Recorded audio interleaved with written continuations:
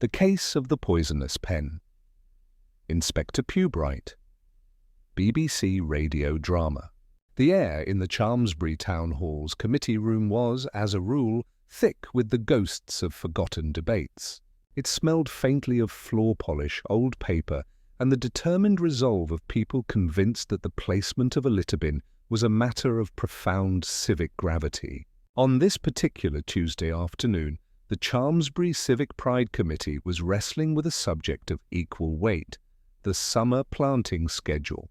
Petunias, stated Mrs. Beatrice Appleyard, her voice carrying the crisp authority of one born to chair a committee, have served us well. They are reliable, they are sturdy.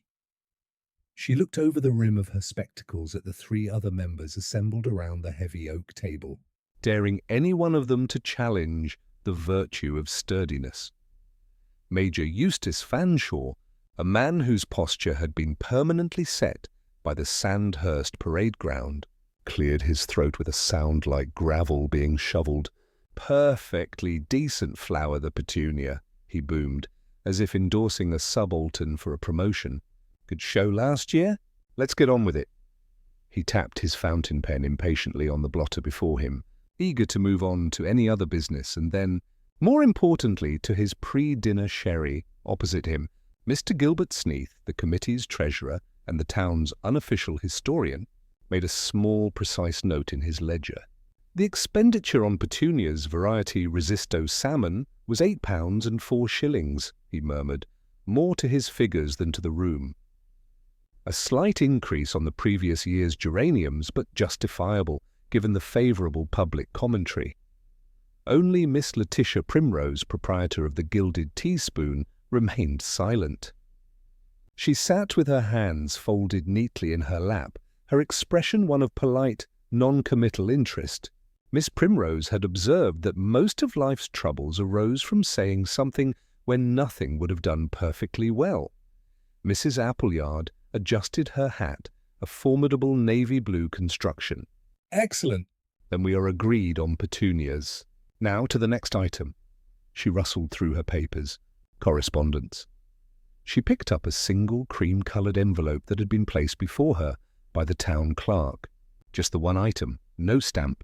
It must have been delivered by hand.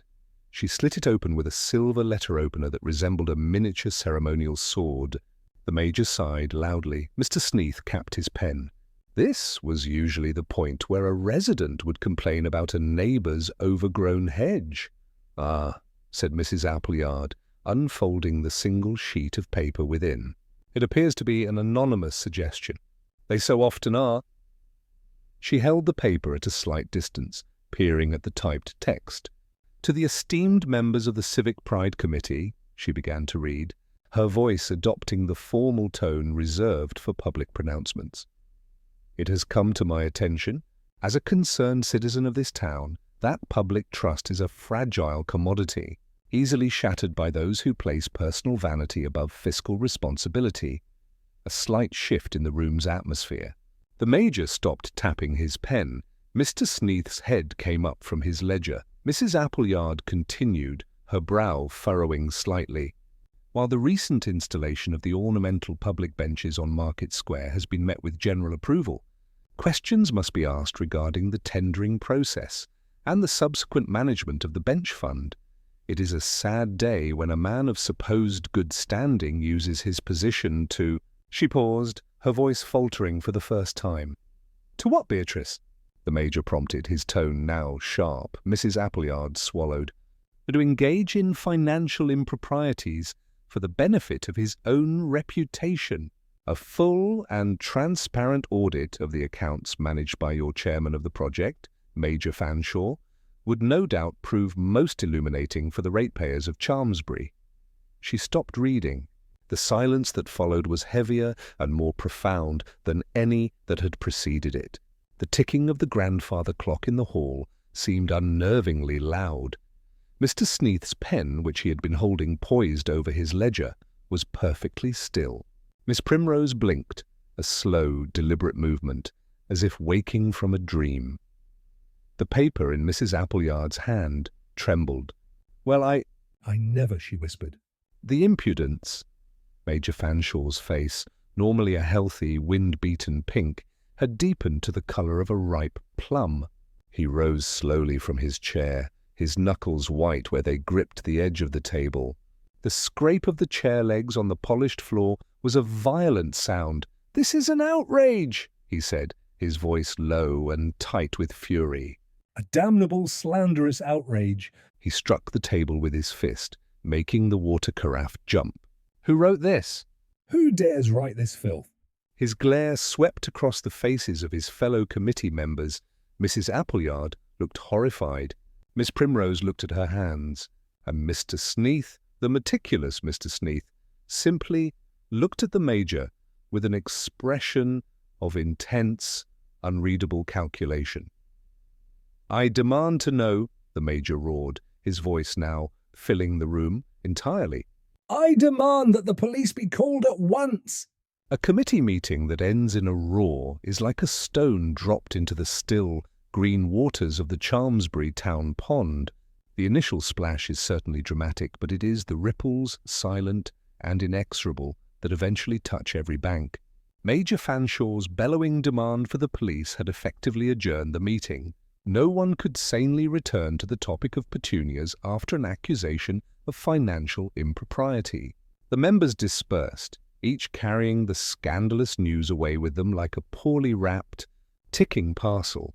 Mrs. Appleyard hurried towards the town clerk's office, fanning herself with the agenda, determined to follow procedure even in the face of unprecedented incivility. Mr. Sneath walked home, his posture as ramrod straight as ever, his expression giving nothing away, though his mind was cataloguing the incident with the same dispassionate precision he applied to 14th-century parish records. The most effective agent of dissemination, however, was Miss Primrose. She returned to the gilded teaspoon, untied the ribbons of her hat, and set about preparing a pot of Darjeeling with the steady hands of a woman who understood the restorative power of routine.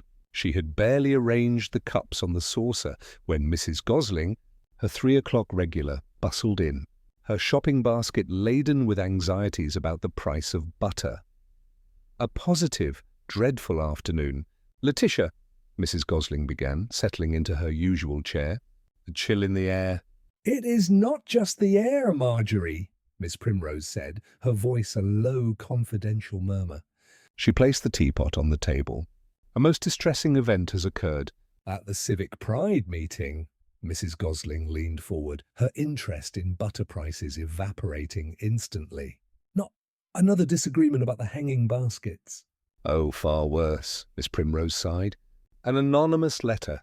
"A truly poisonous thing, and with the careful, selective editing of a natural storyteller," she recounted the scene, omitting none of the Major's apoplexy, but framing the accusation itself in deliciously vague, yet damning terms.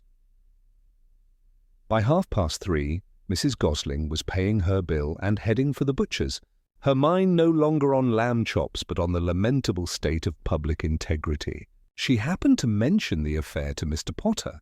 The butcher, while he weighed her purchase, Mr. Potter, in turn, mentioned it to the next customer, who happened to be the wife of the man who delivered beer barrels to the White Hart pub. By 6 o'clock, the story had reached the public bar of the White Hart, where it shed the delicate, shocked tones of the tea shop and acquired a rougher, more speculative character. Here, among the scent of stale ale and pipe tobacco, the Major was a less sainted figure. Fanshaw slurred a farmer nursing a pint in the corner. Always a bit high and mighty, that one. Thinks because he shouted at men in a desert he can shout at anyone. The benches, you say? Added another man, the local odd jobber. "I'll tell you who's got a grudge about them benches." Sidney Higgins, the builder. Put in a tender, he did. Proper local job. But the Major gave it to some fancy firm from Chelmsford. Higgins was spitting feathers over that. Spitting absolute venom. A murmur of agreement went around the bar. A suspect had been identified, tried, and virtually convicted before the police had even received a formal complaint. Meanwhile, in the quiet of the Chalmsbury police station, Inspector Purbright was contemplating a memorandum from the Chief Constable regarding the misuse of paperclips. He read it with the mild academic interest of an anthropologist studying a newly discovered tribal custom. His subordinate, Detective Sergeant Love, a younger, more literal-minded man, entered the office holding 2 mugs of tea. "Tea's up, sir." "Though I think the milk's on the turn." "A little gentle souring is good for the soul, Love," Purbright observed without looking up. "It reminds us that all things tend towards chaos." "Even the contents of the station refrigerator." "Right, sir," Love said, unconvinced. "Speaking of chaos, my missus just got back from the grocer's. The whole town's buzzing." "Apparently Major Fanshaw's been caught with his hand in the till. Something to do with the new park benches?" Purbright finally looked up, his pale eyes betraying a flicker of interest. "Indeed, the town has reached a verdict already, has it? That's wonderfully efficient of them." "Sounds like it," Love continued, warming to his topic. "They're saying he's been fiddling the books to make himself look good, and there was some sort of anonymous letter read out at one of his committee meetings this afternoon. Caused a right old rumpus, by all accounts." Inspector Purbright took a thoughtful sip of his slightly sour tea. He was well aware that the first version of any story to reach his desk was never the true one. It was the town's version, a narrative shaped by old resentments, secret jealousies, and the sheer, unadulterated pleasure of seeing a prominent figure slip on a public banana peel. He found this version in many ways more instructive than the facts. It told him not what had happened, but what the people of Chalmsbury wished, or expected, to have happened. "An anonymous letter," Purbright mused softly. "Oh, the weapon of the particular sort of person who dislikes a direct confrontation. How very English." Before Sergeant Love could offer his own, less philosophical analysis, the telephone on Purbright's desk rang with a sharp, insistent rattle. It was a sound that signified the official end of gossip and the formal beginning of trouble. Inspector Purbright picked up the receiver. Chalmsbury Police. Purbright speaking. He listened for a moment, his expression unchanged. "Yes, Mr. Temple," he said to the town clerk on the other end of the line. "I have heard a preliminary report." "Unfortunate, yes, I see." "And the Major is insisting on a formal investigation." "Of course." Another pause. "We will require the letter itself, naturally. Mrs. Appleyard has it. We'll collect it from her directly." "Thank you, Mr. Temple. You may rest assured we will be most discreet." He replaced the receiver with a quiet click. "That," he said to Sergeant Love, "was the official starting gun. It seems Mrs. Appleyard is the custodian of the evidence." "I think a visit is in order." "It is always best to speak to the person who held the stone before inquiring about the ripples." Mrs. Appleyard's home was a testament to a lifelong battle against dust, disorder, and spontaneity. Every cushion was plumped, every doily was scented, and the air itself seemed to have been polished. She received the 2 police officers in her front parlour, a room so crowded with porcelain figurines that it was a miracle no one had ever sneezed. "Inspector." "Thank you for coming so promptly," she began, her hand fluttering at her throat. "I'm still quite overcome. The sheer malevolence of it. "To attack a man like the Major." A man who has given so much to this town." "It is beyond the pale. A very unpleasant business, madam," Purbright said soothingly. "Perhaps you could tell us exactly what happened." Mrs. Appleyard proceeded to do so, providing a narrative rich in emotional detail but sparse in factual substance.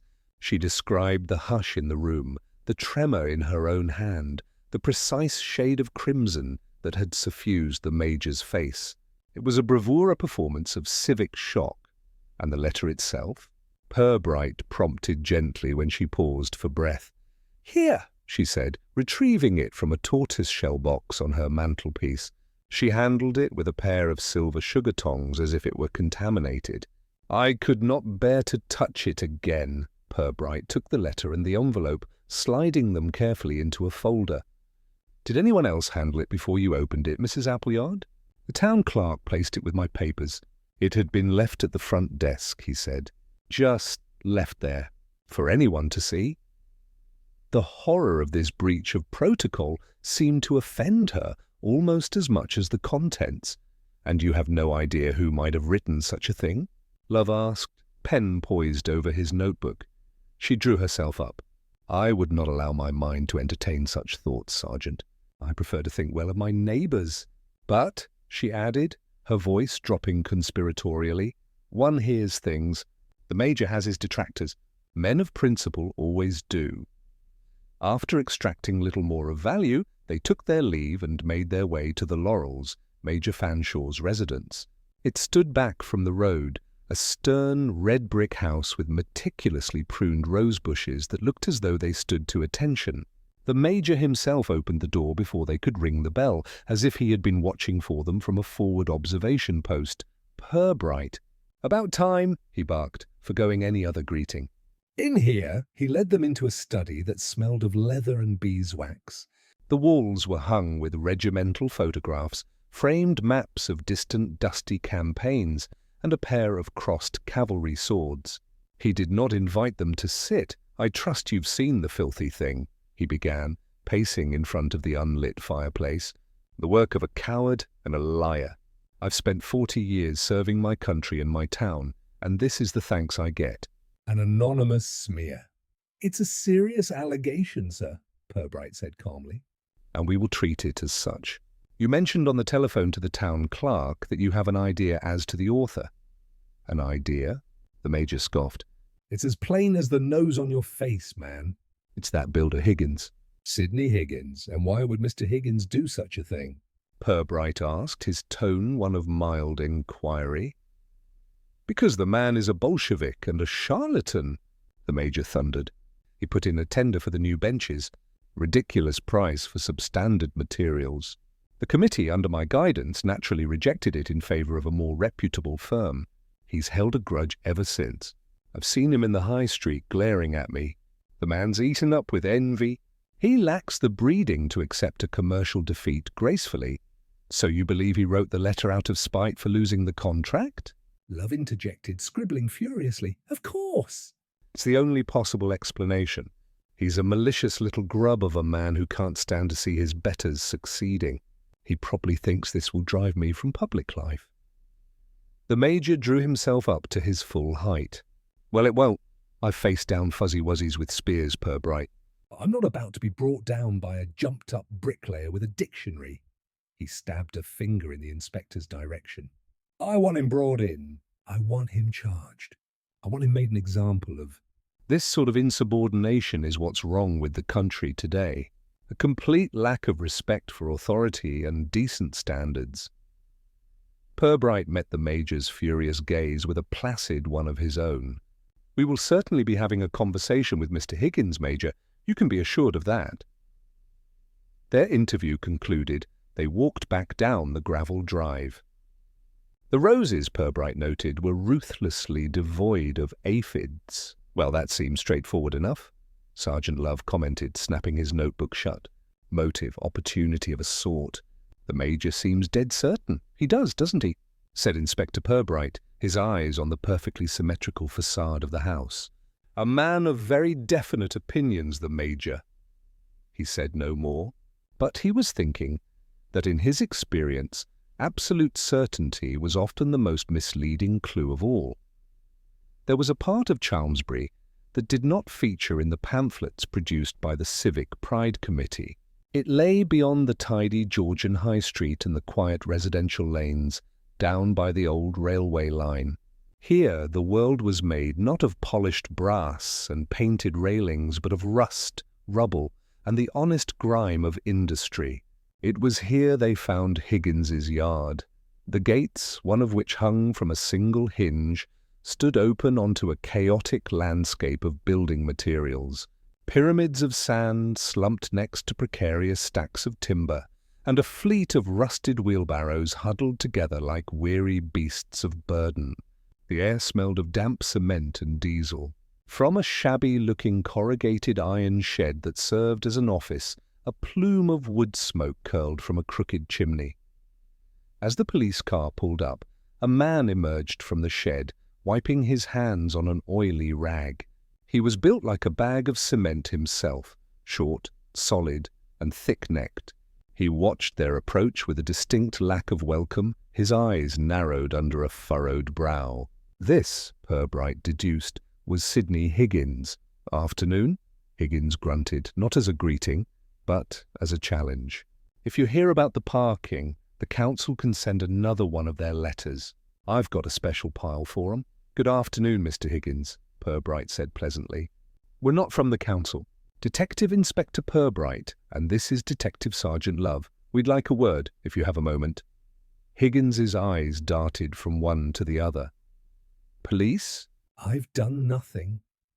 It was the reflexive mantra of a man who assumed any official visit heralded trouble.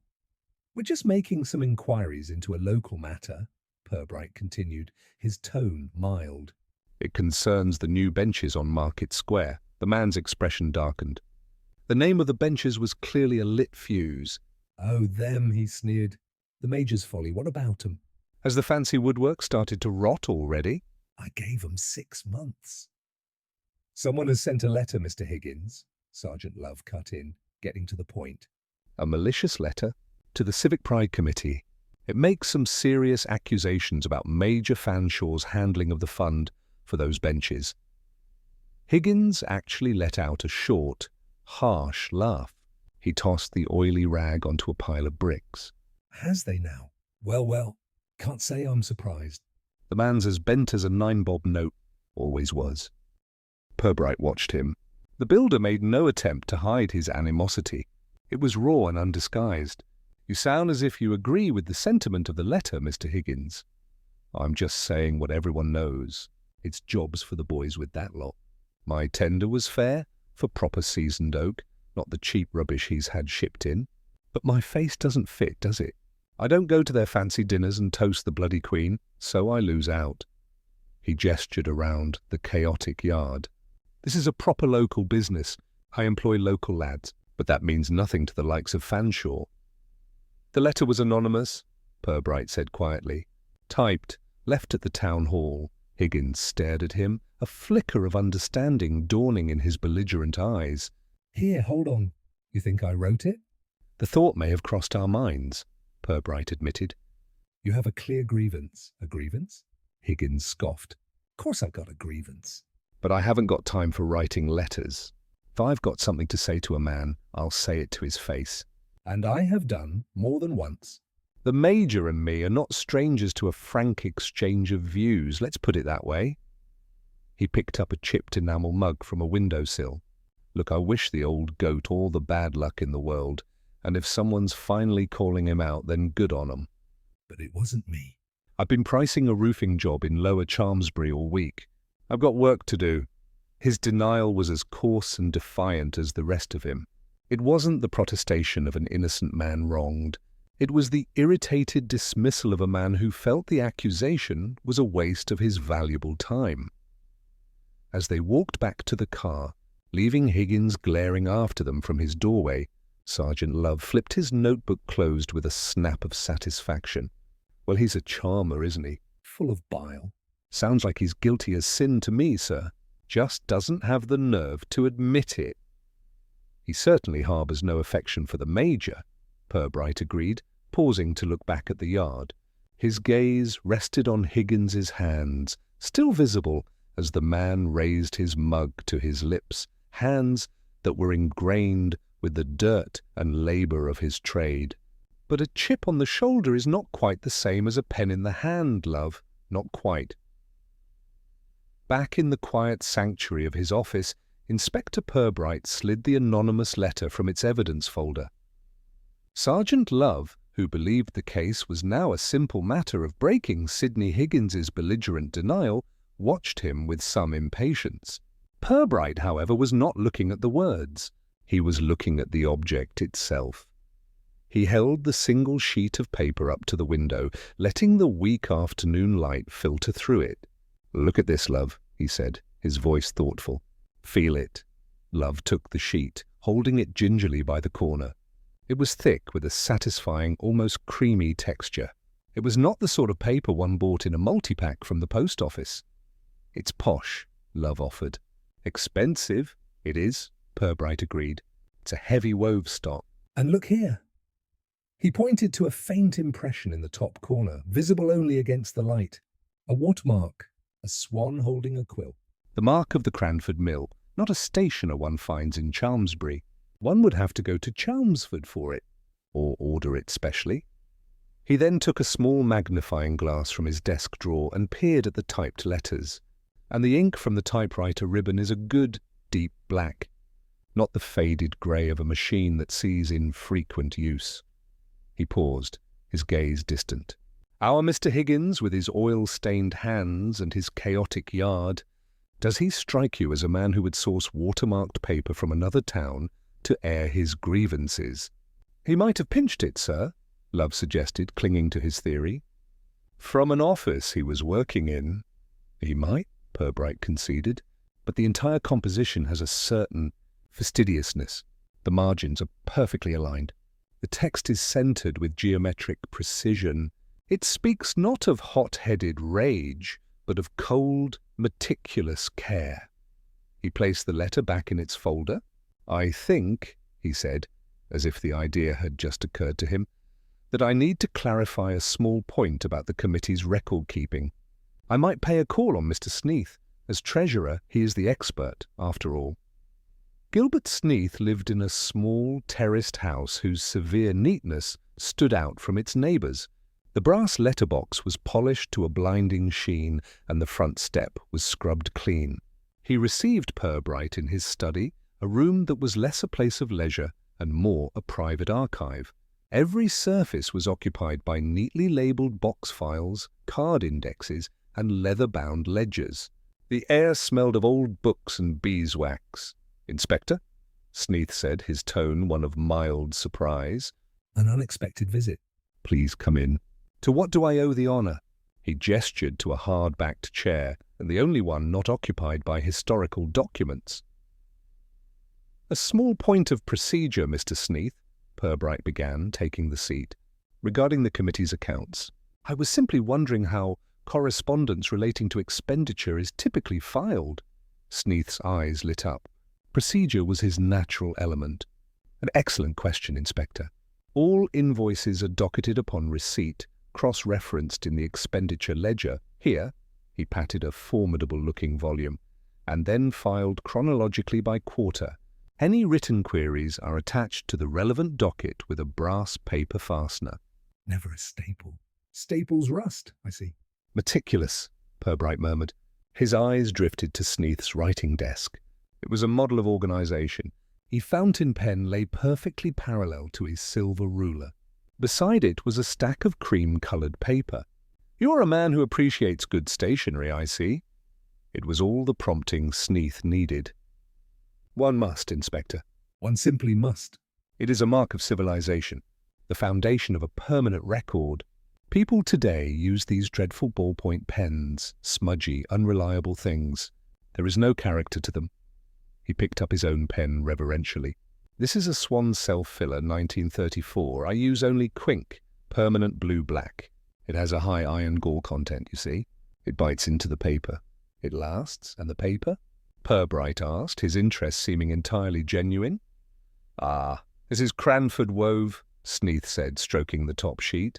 "The weight, the texture, it accepts the ink without feathering. It is a tragedy that standards have slipped so—" "Most modern paper is little more than processed pulp, fit only for shopping lists." He looked at Purbright with the earnest gaze of a true believer. "A man's character can be judged by his choice of stationery, Inspector." A flimsy sheet of paper suggests a flimsy mind. Purbright stood up to leave.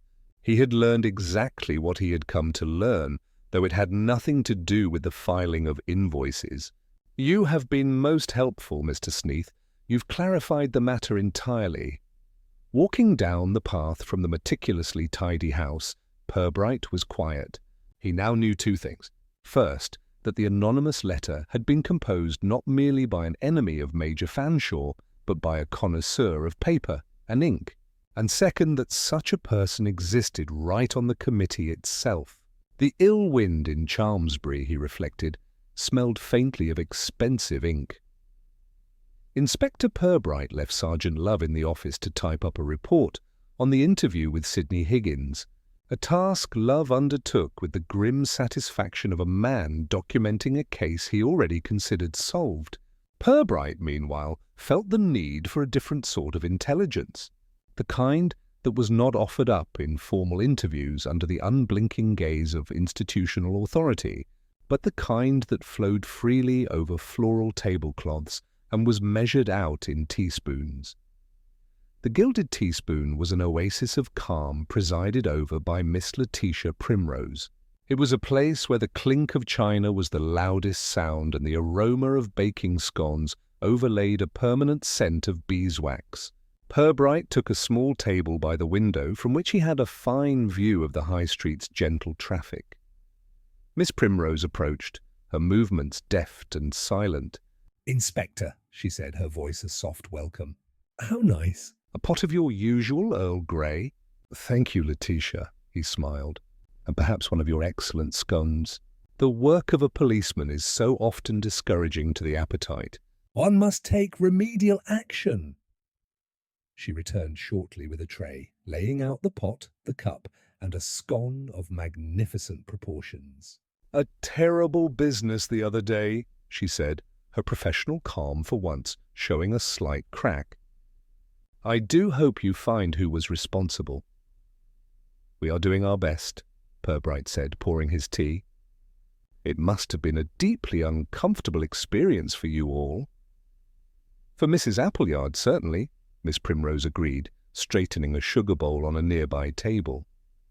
"Beatrice thrives on order. An anonymous letter is, to her, a sign that the world is coming loose from its moorings." "And the poor Major. I've never seen a man so enraged." "He is a man of great pride, of course." "Pride can be a heavy burden to carry," Purbright observed mildly, applying clotted cream to his scone. "Indeed?" She paused in her tidying. "He has done a great deal for this town, and he is not a man to let you forget it." "Some people find that abrasive. They mistake his confidence for arrogance." "And do you?" Purbright asked gently. Miss Primrose gave the question careful consideration. "I think the Major believes that his way is always the best way, and he is often right. But he can be rather dismissive of opinions that do not align with his own. Not everyone appreciates being dismissed." She glanced around the quiet room before continuing in a lower voice. "He and Mr. Sneath, for instance." "They are like oil and water." "The Major is all for grand gestures and getting things done. Mr. Sneath, on the other hand, believes that if a thing is worth doing, it is worth documenting in triplicate first. There has been "Friction over invoices." over the correct way to minute a meeting. Small things. And small things can grow," Purbright murmured. "Like weeds in a prize flower bed," she agreed. "They can choke the very life out of goodwill." She moved away to attend to another customer, her duty as a discreet hostess having reached its limit. Purbright finished his tea, reflecting on the invaluable nature of a good scone and a conversation with a shrewd observer. Miss Primrose had offered no accusations, merely a finely etched portrait of the small, persistent tensions that underpinned the committee's polite facade. Leaving the tea shop, he found his way barred by the portly figure of the Reverend Alistair Finch, who was contemplating a display of lawn mowers in a shop window with an expression of theological doubt. "Inspector," the vicar beamed. "Taking a constitutional, I see." "Something of the sort, Reverend." "And you?"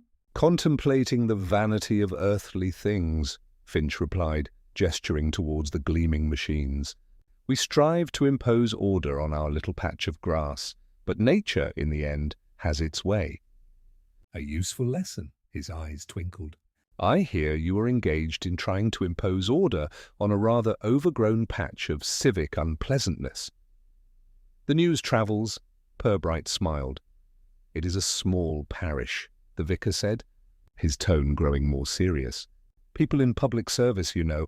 It is a calling that can curdle. What begins as a desire to help one's community can so easily become a desire to be seen helping. The line between service and self-importance is perilously thin. Pride comes before a fall, as the good book tells us, but it is often the pride of others that sets the tripwire. He nodded pleasantly, wished the inspector a good day, and continued on his way, leaving Purbright on the pavement. He had spent the last hour gathering no evidence a court of law would ever recognize, yet he felt the case was, for the first time, beginning to take on a discernible shape.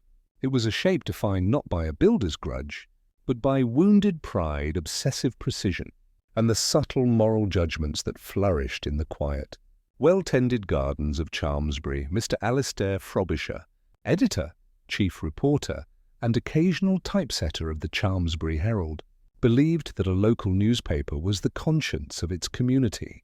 It was a role he took seriously, which was why he read every letter that came across his desk, from complaints about dog fouling to rambling treatises on the town's ancient ley lines.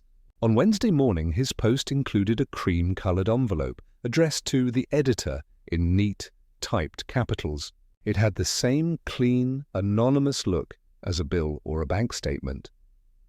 He slit it open and began to read. His weary expression, honed by years of reporting on council meetings and prize-winning vegetables, slowly transformed into one of sharp, professional interest. The letter began in a similar vein to the one that had so spectacularly disrupted the Civic Pride Committee, speaking of public trust and accountability. But this author, having warmed to his theme, had decided to escalate from general insinuation to specific detail. Mr. Frobisher leaned forward, his chair groaning in protest. The letter read, "To prove these are not idle accusations and to prevent this matter from being swept under the carpet by vested interests, I draw your attention to the committee's accounts, specifically to invoice 7B42 dated May 14th of this year, concerning a consignment of galvanized heavy-duty traditional fastenings. A cursory examination of this document will reveal a significant and questionable overpayment, an expenditure authorized without full committee approval by Major Fanshaw himself." Mr. Frobisher read the sentence twice. This was a different kettle of fish entirely. Vague slander was one thing. Quoting invoice numbers was quite another. This was either the work of a fantasist with a flair for verisimilitude, or it was the unvarnished truth. In either case, it had moved beyond the realm of parish pump politics and into something far more serious. He tented his fingers and stared out of his dusty window at the high street. Publishing the letter would cause a firestorm. Not publishing it, if the claim was true, felt like a dereliction of his journalistic duty. There was, he decided, a third option. He picked up his telephone. When Purbright and Love arrived, Mr. Frobisher handed them the letter with the air of a man passing on a sacred, but dangerously radioactive, relic. "I felt this was a matter for you, Inspector," he said gravely, "before it is a matter for the press. We are, after all, on the same side, the side of truth." Purbright took the letter. "A laudable position, Mr. Frobisher." He scanned the page, his face betraying nothing. He noted at once that the paper was the same Cranford wove, the typing produced by the same machine, but the content was a quantum leap in aggression. "Invoice 7B42, he read aloud. "Are you familiar with this document?" "Good heavens, no," Frobisher said. "I do not, as a rule, memorize the council's receipts. That would be the purview of the treasurer, Mr. Sneath, a man for whom, I believe, a misplaced comma is grounds for a coroner's inquest." Purbright folded the letter carefully and placed it in his folder alongside the first one. "You were right to call us, Mr. Frobisher. I would be grateful if you would refrain from mentioning this in your next edition." At least until our inquiries are a little more advanced, of course, Inspector." "Professional discretion," Frobisher nodded, looking slightly disappointed at the prospect of holding back such a sensational story. Outside, climbing back into the police car, Sergeant Love was uncharacteristically quiet. He stared at the dashboard as if hoping it would offer an explanation. "Sir," he said finally, as Purbright started the engine. "That invoice number." B42, yes, Love? "Sidney Higgins." He's a builder. He knows wooden bricks. He wouldn't know an invoice number from his own hat size. How could he possibly have got his hands on something that specific? Purbright steered the car out into the high street, his movements unhurried. That is an excellent question, Sergeant. One might even call it the crux of the matter. He couldn't have known. To know that number, you would need access to the committee's financial records. You would need to have sat in Mr. Sneath's office and opened his ledger. A look of dawning comprehension spread across Love's face, mingled with frustration. So Higgins is out. All that bluster was just bluster. We're back to square one. Not at all, Purbright corrected him gently. We are in a far better position than square one. We have been saved from the error of pursuing a man for a crime of which he is certainly capable in spirit, but not in practice. He turned the car in the direction of the police station.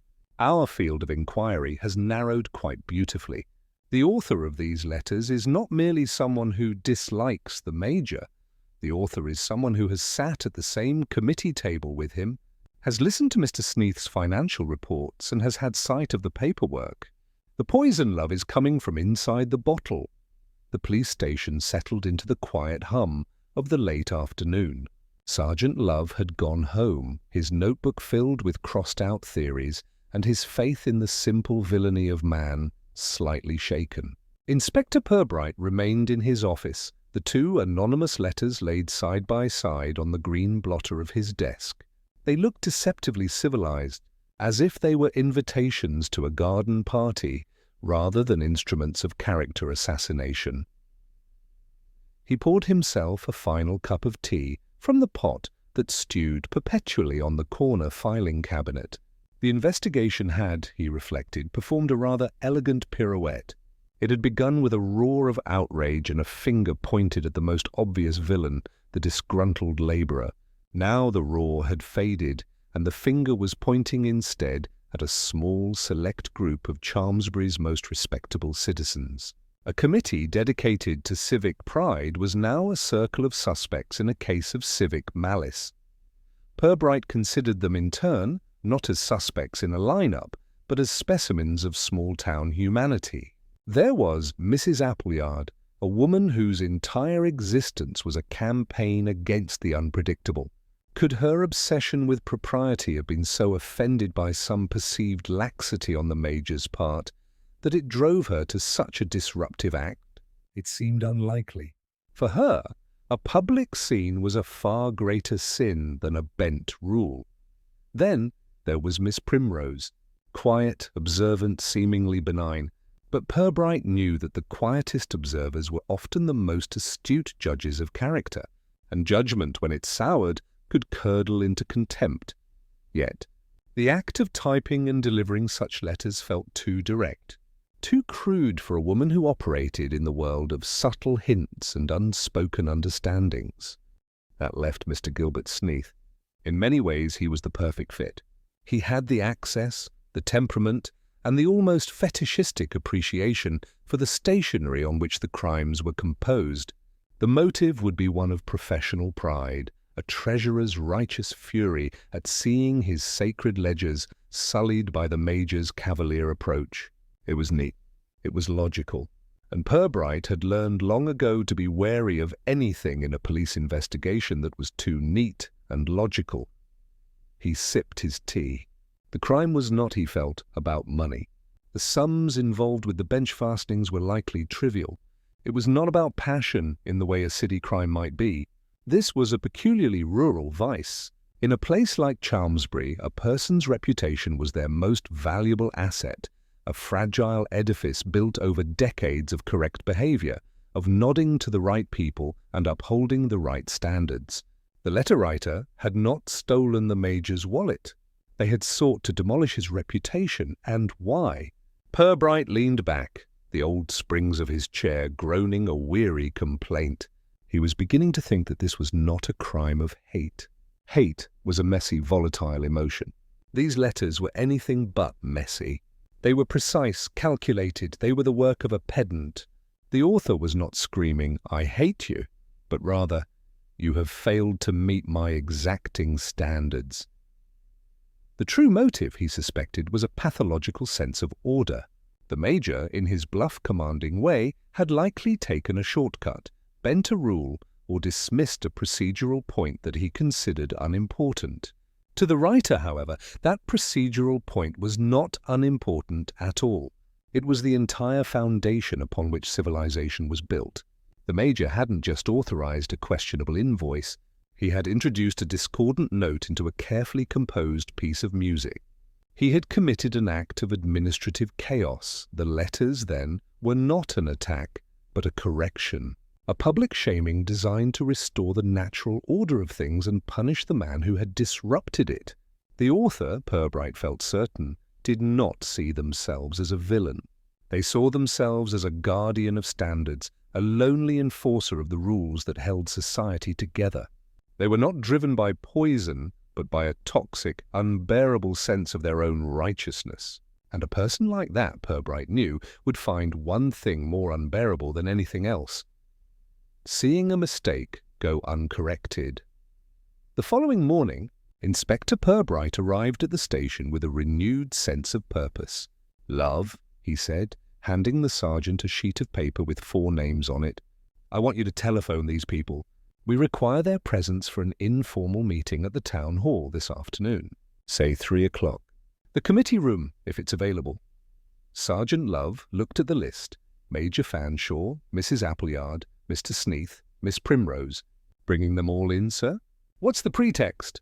"The pretext," Purbright said, "is that we are concluding our preliminary inquiries and need to ensure our records are perfectly accurate before closing the file on the initial complaint." Use the word accurate, Love. It's a good, solid... Reassuring word. Right you are. "Sir," Love said, heading for the telephone, though the inspector's sudden interest in group meetings for a case he'd previously considered solved left him thoroughly mystified.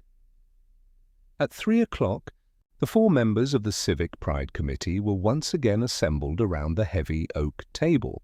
The atmosphere, however, was markedly different from their last gathering. The air of tedious routine had been replaced by one of palpable tension. Major Fanshaw sat stiffly, his expression a thundercloud of impatience. Mrs. Appleyard nervously straightened her handbag several times, while Miss Primrose maintained her serene composure, a small island of calm in a sea of discomfort. Mr. Sneath had placed a notepad and a fountain pen on the blotter before him, a man prepared for the taking of precise minutes.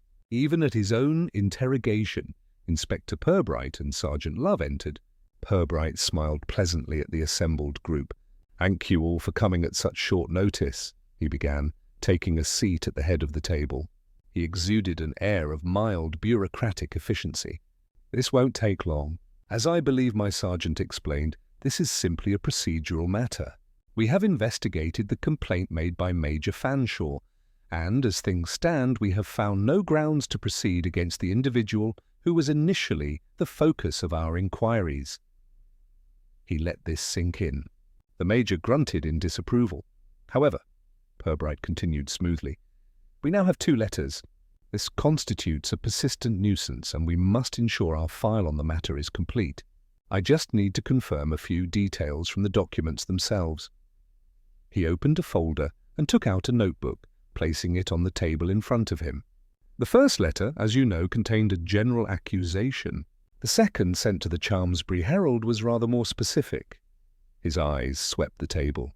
Both were typed on a very high-quality paper, a Cranford wove, I believe, the sort of paper one might use for very important personal correspondence. He glanced for a fraction of a second in the direction of Mr. Sneath, whose hands remained perfectly still on the table. "But the key element of the second letter," Purbright went on, flipping a page in his notebook, "was its reference to a specific invoice. This is the detail I need to confirm for our records." He squinted at his own handwriting, feigning difficulty. "My apologies, I seem to have scrawled this down rather hastily. According to my note, the letter alleges an overpayment related to..." Invoice 7B43, yes, that's it. B43, dated sometime towards the end of May. He looked up, his expression one of polite inquiry, as if he expected a simple nod of confirmation before he could move on. For a moment, There was complete silence. Major Fanshaw simply looked bored, the minutiae of invoice numbers being beneath his contempt. Mrs. Appleyard had a frown of faint confusion, as if trying to recall a detail that had long since escaped her. Miss Primrose watched the inspector with placid interest, but Mr. Sneath was no longer looking at the inspector. He was staring at the inspector's notebook, or at the space where the notebook lay. His posture, already ramrod straight, seemed to become even more rigid. His knuckles, where his hands rested on the table, were white. A faint pinkish tinge was rising from his starched collar. To a casual observer he might have looked angry, but Purbright, watching him closely, recognized the expression. It was not anger.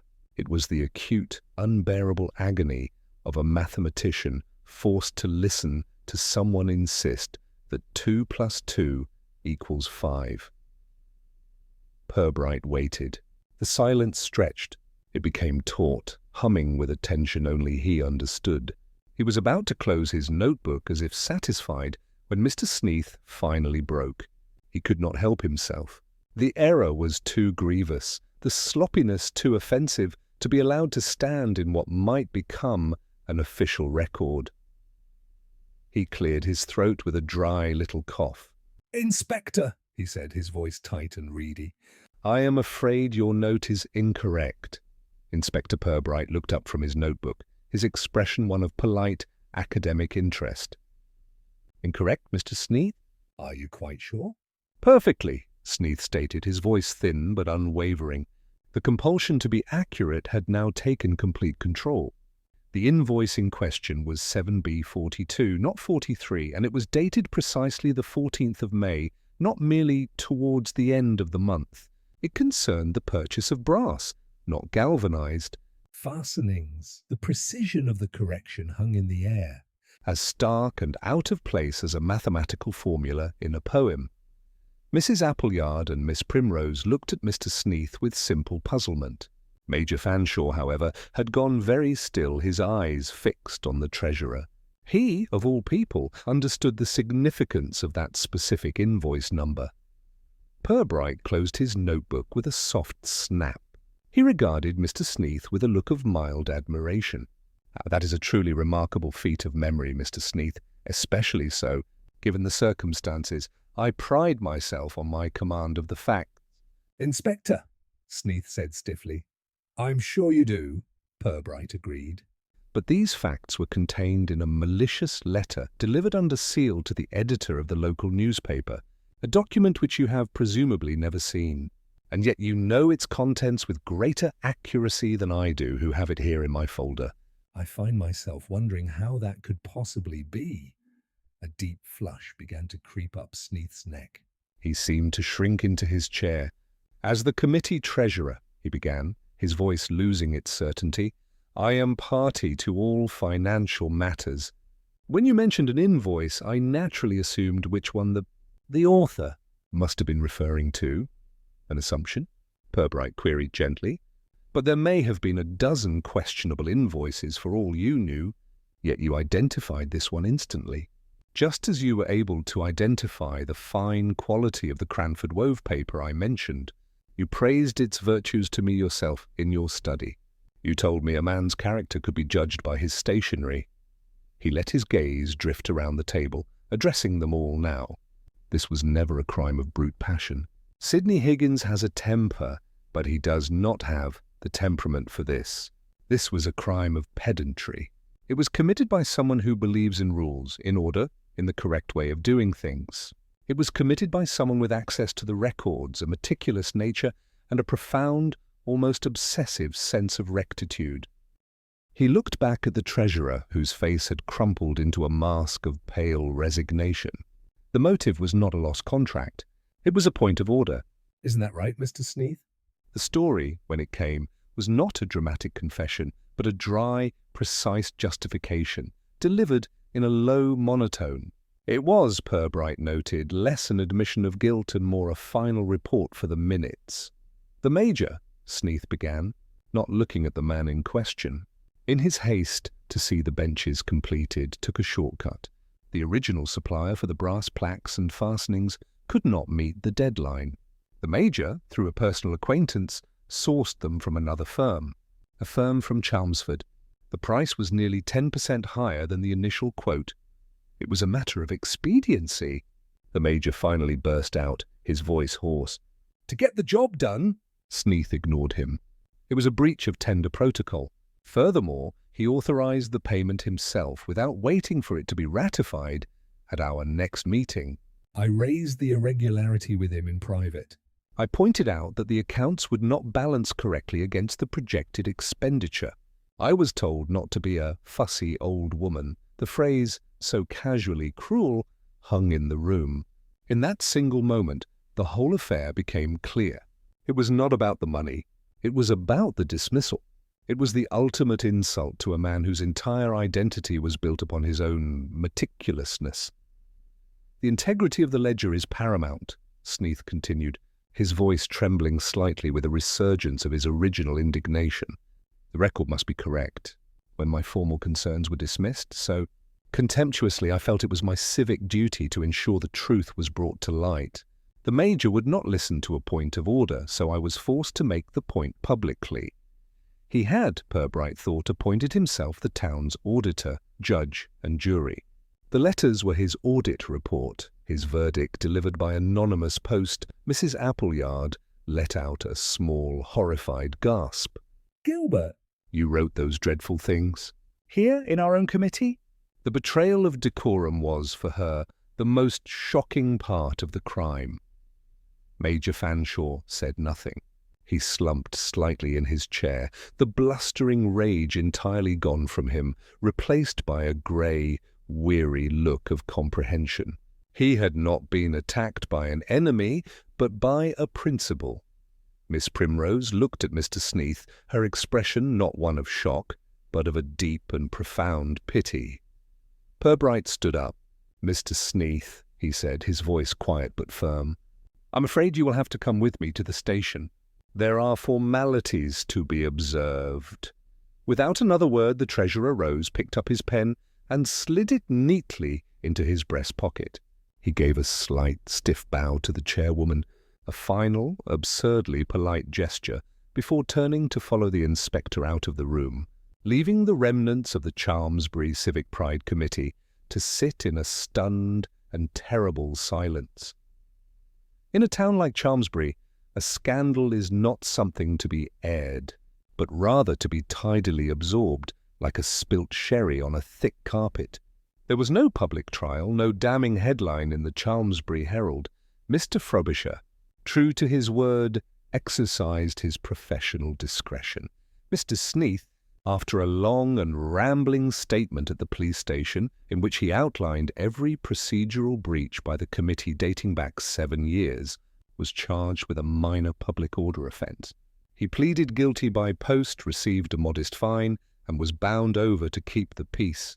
The day after the disastrous meeting, a small typed card appeared in the window of the town hall announcing that Mr. Gilbert Sneath had resigned from all his civic duties due to a sudden bout of ill health.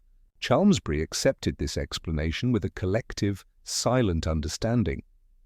The ripples of the affair continued to spread, but they were gentle ones.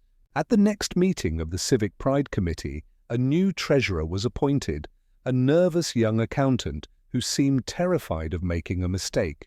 Major Fanshaw was in attendance, but the boom had gone from his voice. When a debate arose concerning the appropriate shade of green for the new library doors, a debate that raged for a full 45 minutes, he offered his opinion in a quiet, almost hesitant tone. He had been publicly cleared but privately humbled, and the knowledge that his own casual arrogance had been the seed of the entire unpleasantness had done its work. The town, having something new to argue about, largely forgot about the unfortunate business of the benches. A week later, Inspector Purbright sat at his desk.